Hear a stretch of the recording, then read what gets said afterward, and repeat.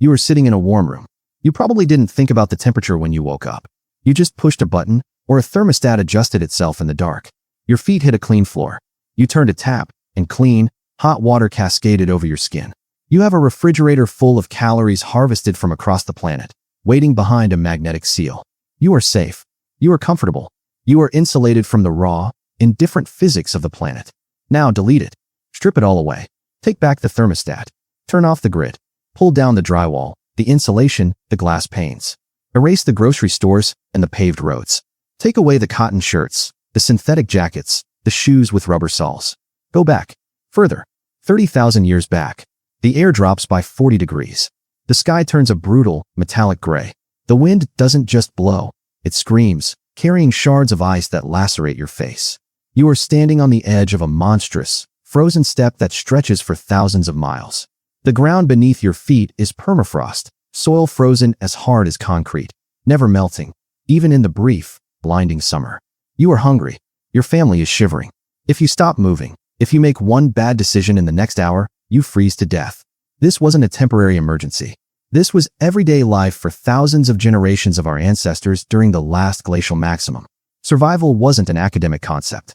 It was a physical gauntlet, run every single second of every single day. To understand how you survive here, you have to look at the morning. You wake up inside a shelter made of mammoth bones. It smells.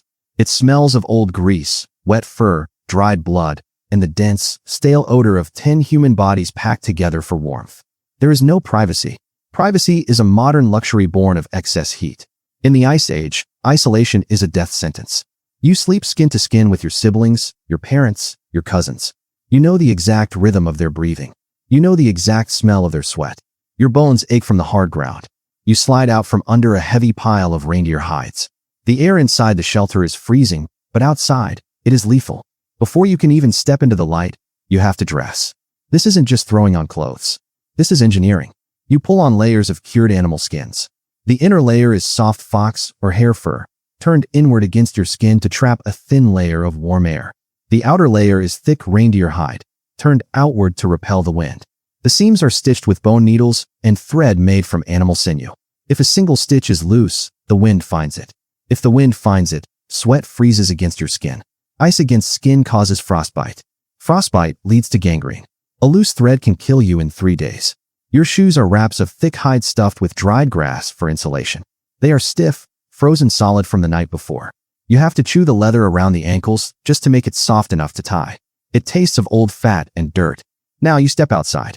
The sun is low, a pale white disk that offers no heat, only blinding glare off the snow. Your eyes track the horizon. You aren't looking for beauty. You are looking for tracks, for smoke, for danger.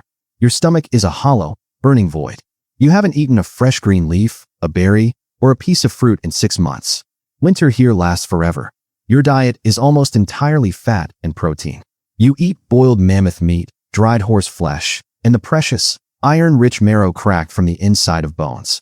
Your teeth are worn down, pitted from the grit and ash that settles into everything you cook over an open fire.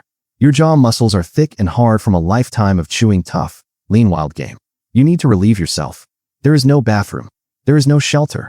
You step away from the camp, but not too far. The wind hits your exposed skin like a whip. You do it quickly, your eyes scanning the white expanse. You use a handful of dry snow or a smooth piece of bone to clean yourself. It is humiliating, painful, and dangerous. A predator can smell waste from miles away. In this world, your social life is face-to-face, intense, and heavily policed by necessity. You live in a band of perhaps 30 people. You know every flaw, every annoying habit, every grudge of every person around you. You cannot walk away. There is nowhere to go. If you pick a fight, if you refuse to share the meat from your hunt, the group will cast you out. In the Ice Age, being ostracized doesn't mean finding a new friend group. It means wandering into the blizzard alone and never coming back. You navigate your relationships with the same high-stakes risk management you use to track a wounded bison. You gossip, you tell jokes around the hearth, you sing songs that have no words, just rhythmic chants to keep the dark from closing in. You use social conformity as armor. Everyone must move as one body, think with one mind. Think about how we live now. We are identical to them. The brain inside your skull right now is the exact same organ that lived inside theirs. Your fears, your baseline social anxieties, your desperate need to belong. They were forged right here, in the freezing mud. When you feel that sudden, irrational spike of panic because people in a room look at you strangely, that is your Ice Age brain screaming at you. It is reminding you that if the band doesn't like you, you die on the tundra. When you crave heavy, fatty foods on a cold winter night, that isn't a modern flaw. That is your ancestral coding demanding you pack on calories to survive a 6-month blizzard.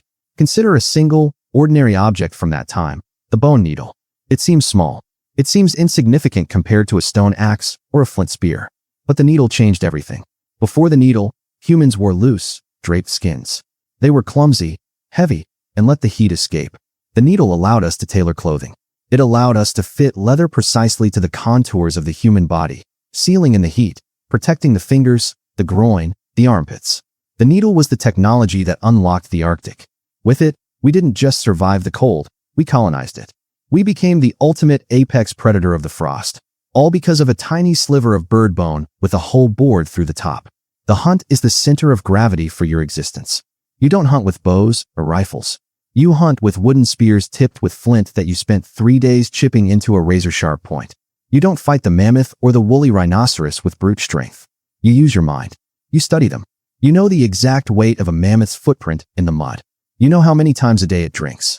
You hunt by exhaustion. You track a herd for weeks, walking through the snow, sleeping in temporary snow caves, freezing, starving, waiting for one animal to grow weak, to stumble, to slow down. When it does, you close in. The kill is a chaotic, terrifying explosion of blood, steam, and screaming meat. One kick from a dying beast will shatter your ribs. You drive the flint deep into its flank. Then you wait for it to bleed out in the snow, your breath rising in thick, white plumes. When the animal dies, the real work begins. You must butcher it before the meat freezes into solid stone. Your hands turn red, then purple, then numb as you slide them inside the warm carcass to pull out the liver and the heart. You eat pieces of the liver raw, right there on the snow, while it is still steaming. The warmth of the blood in your throat is the most beautiful thing you have ever felt. It tastes of iron, life, and another week of existence. You carry the meat back to the shelter. The night is coming, and night in the Ice Age is absolute. When the sun goes down, the world disappears. There is no ambient light from distant cities. There are no stars if the clouds roll in. There is only the blackness, the wind, and the sound of wolves howling on the ridge line. You gather around the hearth. Fire is your god. It is your wall, your clothes, your kitchen, your electricity.